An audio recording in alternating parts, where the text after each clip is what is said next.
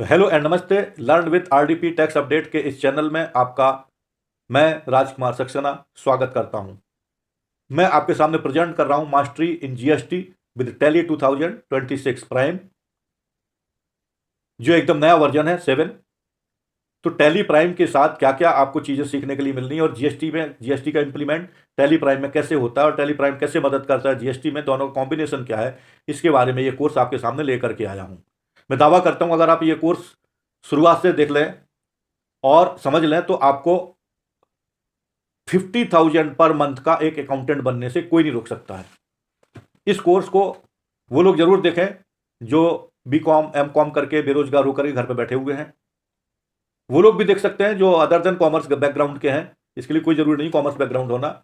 आपको total 11 module और 63 chapter का ये कोर्स पूरा शुरुआत से लेकर के अंत तक देखना है। तो आप जीएसटी में भी मास्टरी हासिल करेंगे, साथ साथ में उसकी एंट्री टैली में कैसे करते हैं उसमें हम मास्टरी हासिल करेंगे और आप एक परफेक्ट बन जाएंगे।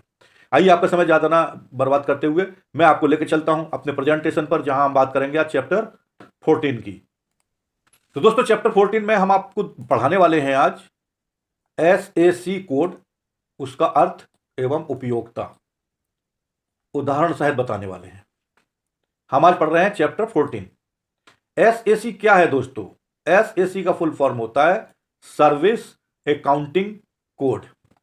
सर्विसेज अकाउंटिंग कोड, जैसे HSN कोड हमने पढ़ा था, हार्मोनाइज्ड सिस्टम ऑफ नोमेनक्लेचर, ऐसे ही सर्विसेज में सर्विसेज अकाउंटिंग कोड इसका फुल फॉर्म है।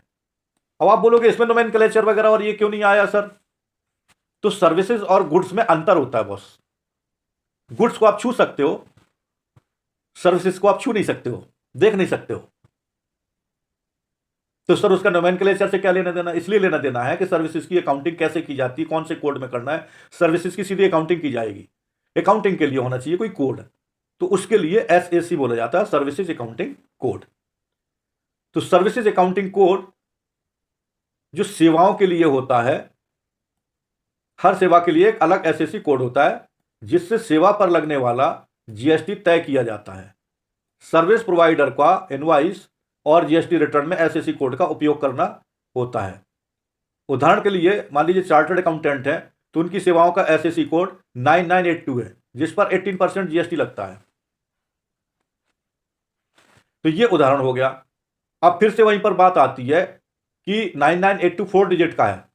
जब 4 डिजिट का है तो इसका मतलब चार्टर्ड अकाउंटेंट का जो टर्नओवर है वो 5 करोड़ से कम ही रहेगा ना दोस्तों, इसलिए 9982 बताया। 5 करोड़ से अधिक टर्नओवर हो जाता है तो फिर आपको 6 डिजिट का लिखना पड़ेगा, स्पेसिफाइड करना पड़ेगा। तो ये है SAC कोड। एक बार फिर से रिपीट कर देता हूं, SAC code services accounting code होता है जो सेवाओं के लिए होता है।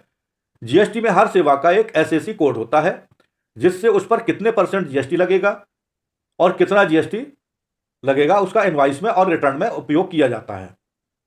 उदाहरण के लिए चार्टर्ड अकाउंटेंट हो गए, एडवोकेट हो गए, डॉक्टर हो गए, इनके अलग अलग सेवाएं होती हैं तो अलग अलग कोड होता है।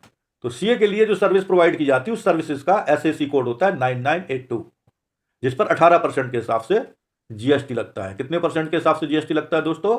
18% के हिसाब से जीएसटी लगता है। कोड है 9982। तो चैप्टर 14 में आज के लिए इतना ही। अगले चैप्टर में हम पढ़ेंगे टर्नओवर के आधार पर HSN SAC अनुपालन कंप्लायंस।